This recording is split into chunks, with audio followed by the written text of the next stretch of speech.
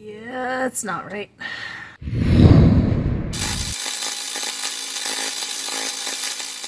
This is not the first time I've had to fix something on this oven. The first time I actually adjusted the setting on the dial so that it would actually cook at the temperature I was setting it to.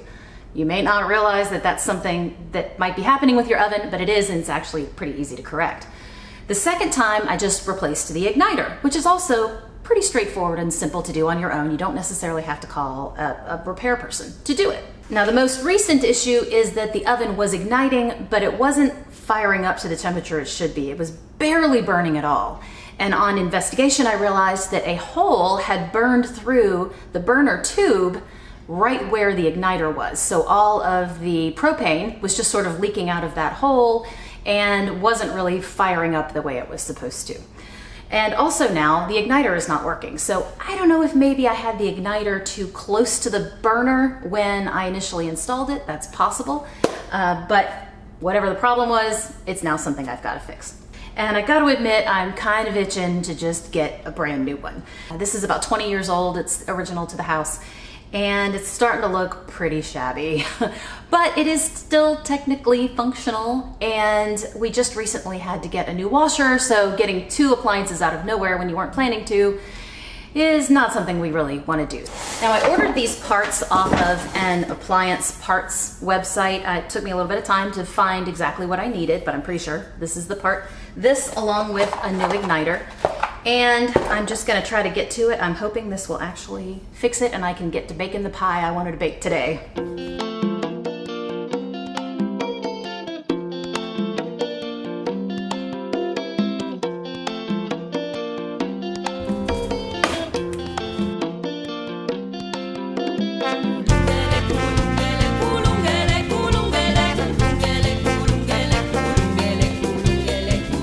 Now, I had already taken out the screws that held in this igniter, which is why you're seeing it just hanging here loosely like this.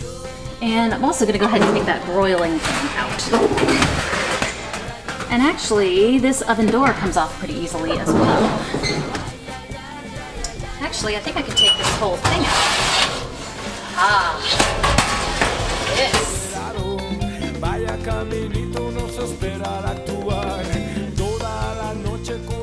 Now this is the new bar, and it looks like it fits perfectly in there, except that this little bracket is on the wrong side. So I'm gonna have to figure out a creative way to fix that, and it doesn't look like it comes off. I think it's actually welded on there. So I'm gonna have to figure out how I'm gonna get this thing to actually attach. It's always something, right? And to take this out all the way, you actually have to pull out the screw underneath here. So I'm gonna go under here real quick. Hi, everybody. Can I get you guys to, oh, there we go. That's what we'll do. Sometimes half of what I spend my time doing is just getting the shot in the right place.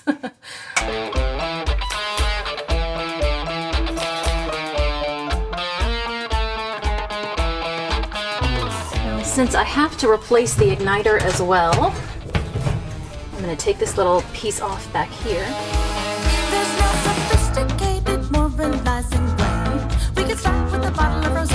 I want to wake up in my bed, wishing I was dead. I want to give up my consent. All right, now I think I actually might have misspoke a little bit earlier because I referred to this as a propane stove, and it's not. It's actually natural gas. But you can see here where the hole burned right through it.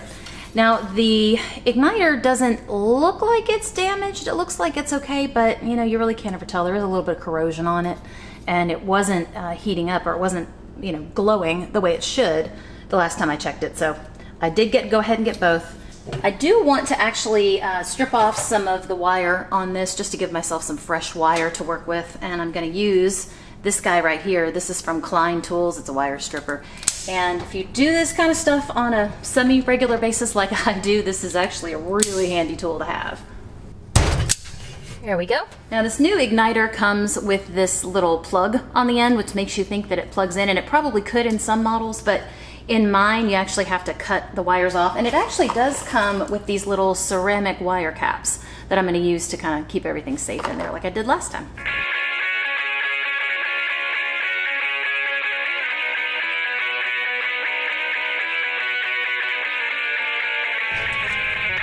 always twist this caps on the same direction that you twisted the wires. I got this girl in my now, she works in the city. I gotta find the time now, she's ever so busy. Cooking food tonight, and I hope she won't be late. Now this thing did not come with any new screws, so I am going to have to use the screws from the last one, which is fine.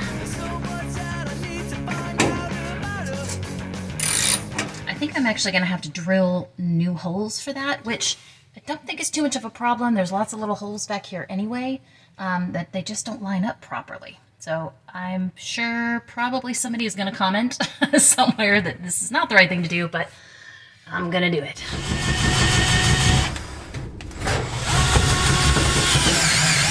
No, it did work. Hey, what do you know? All right, there we go.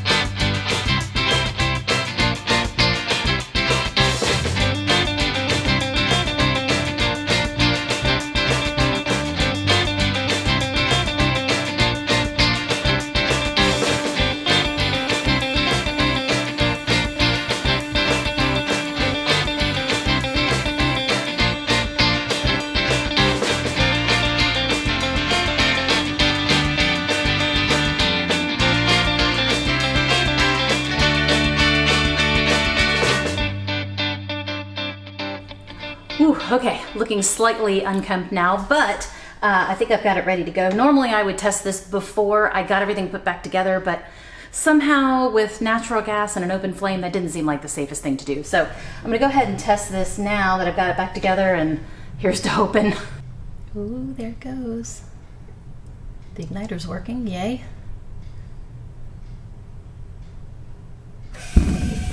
Ooh, sweet.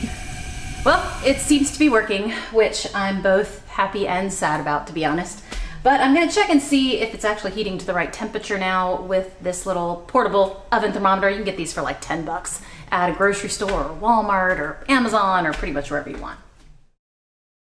All right, it's been about a half an hour and it's holding steady at 350 or really close to it. It's a little tricky with these old, ovens where it's a little bit loose in the handle. But I guess the oven's gonna live to see another day.